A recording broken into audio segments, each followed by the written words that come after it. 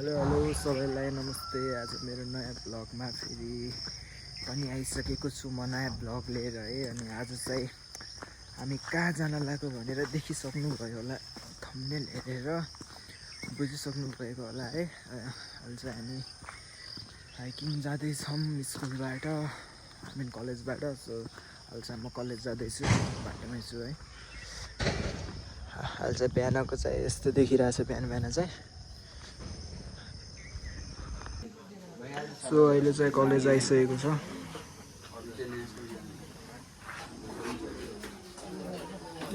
So अहिले चाहिँ हामी कलेजबाट निस्किसक्यौँ। अहिले चाहिँ हल्का माथि आइसकेको अवस्था छ। अनि तलबाट चाहिँ आउँदैछन् कि अब एकदम गर्मी भइसकेको अवस्था छ है हामीलाई चाहिँ। लास्ट हामी चाहिँ अलिक छिटो हिँड्ने मान्छेहरू यहाँ हो। अनि अरू चाहिँ आउँदैछन् बिस्तारै, त्यही हो। अब कालो मान्छे अलिक गाह्रो हुन्छ कि देखिन। हेलो मित्र।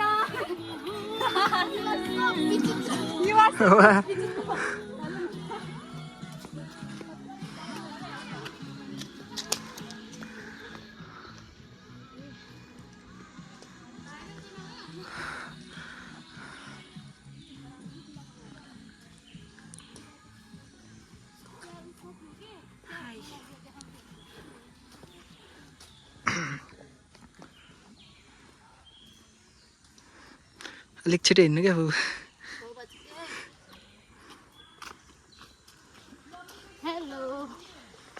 सो गाइज अहिले चाहिँ हामी यो यता ढुङ्गातिर आएको छौँ। अनि यहाँ चाहिँ साथीहरू हुनुहुन्छ। सो अब हजुरलाई चाहिँ यताको भ्यू देखाउँछु ल, हल्का फुल्का। यहाँ छन् केटाहरू। अनि यताको भ्यू चाहिँ एकदम बबाल आइसकेको छ। सुर्खेत भ्याली चाहिँ देखेको छैन ल। के हो भन्दाखेरिमा नि यस्तो देखिरहेको छ क्या। अन्त दामी मौसम छ नि, कुहिरो लगाएर हेर। यता चाहिँ टिकटक चलिरह। केटाहरू यता बसिरहेछन्। यस्तो दामी भ्यू आइरह।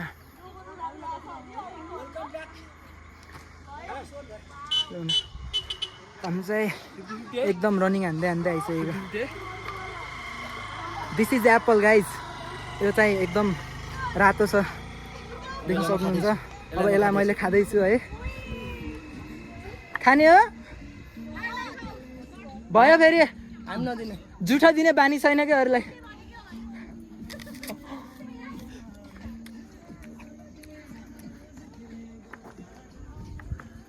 हामी त दौड्दै आएको दुईजना चाहिँ। यिनीहरूलाई भेटाइदिएको हामीले।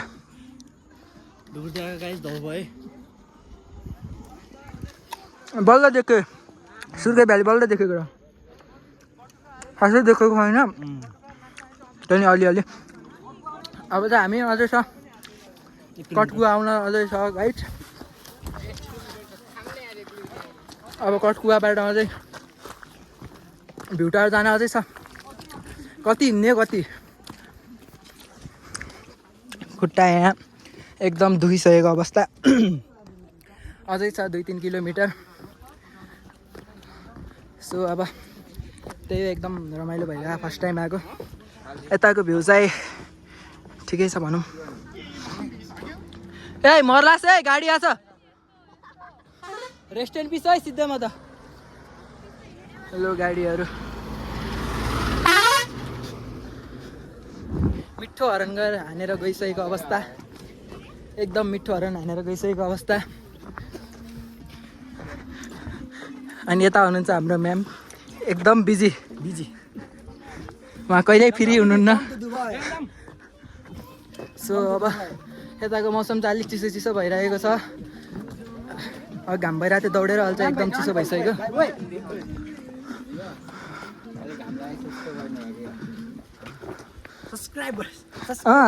सब्सक्राइब होला कि फेरि, सब्सक्राइब हुनसक्छ। एकदम हरियो छ है यता चाहिँ अहिले। यो सिजनमा चाहिँ एकदम हरियो हुन्छ नि। लु अब माथि गएर भेट्नुपर्छ। अहिले चाहिँ हामी कठकुवाको यो मतलब चिया खाने ठाउँमा आइसकेका छौँ। अनि यहाँ चाहिँ यस्तो रहेको छ यो बोर्ड देख्न सक्नुहुन्छ।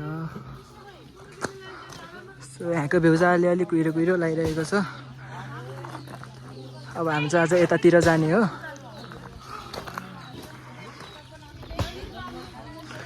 यहाँ सर्टकट हान्ने टोलीहरू हेर्न सक्नुहुन्छ। सर्टकट हानेर नै नखाने, त्यही भएर हेर्नु पसिना पनि आएको छैन।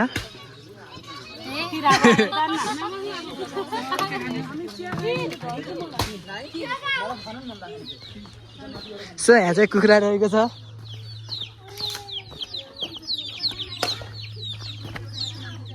यहाँ चाहिँ कुखुरा रहेको छ, कठुगाको कुखुरा।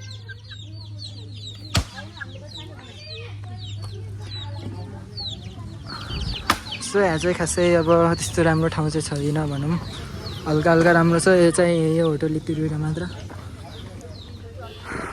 अहिले चाहिँ खाना खाने ठाउँमा जाँदैछौँ हामी चाहिँ यो खाना खाने ठाउँ।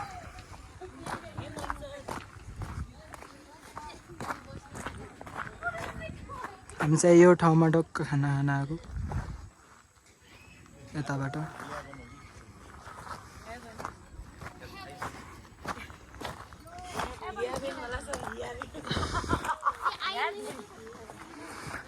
यहाँको भ्यूहरू हजुरलाई देखाउँदैछु म।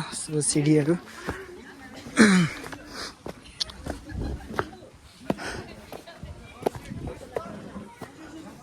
यस्तो रहेको छ।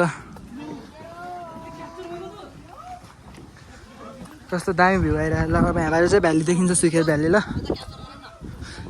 10 चोटि गरिसक्यो साथी तिमीहरूलाई। ओ त्यस्तो नदेखाउनु साथी यार। ल सुर्खेत भ्याली है यो चाहिँ।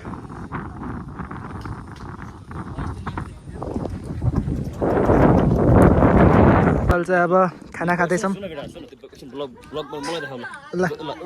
जीवनमा होइन यता आएर वर्षमा होइन वर्षभरि मासु खान्छ, तर एक महिना मात्रै मासु खान नि। सही होला।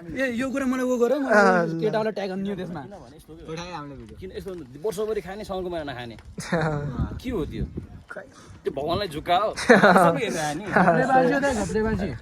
ल हामी चाहिँ यता यस्तो भ्यू हेर्दै यतातिर मासु भात। ल बरु छोडिदिने छुट्टै, साउनको महिना नखाने रे। ल सो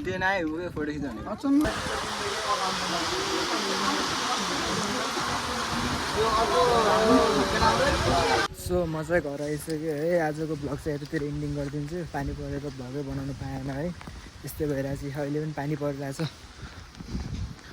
लु अब नेक्स्ट भ्लगमा भेट्नुपर्छ। ल हजुरहरूलाई कस्तो लाग्यो लाइक कमेन्ट सेयर सब्सक्राइब गरिदिनु होला। पानी परेर खासै भिडियो बनाउनु पाएन। ल अहिले अब नेक्स्ट भिडियोमा भेट्नुपर्छ।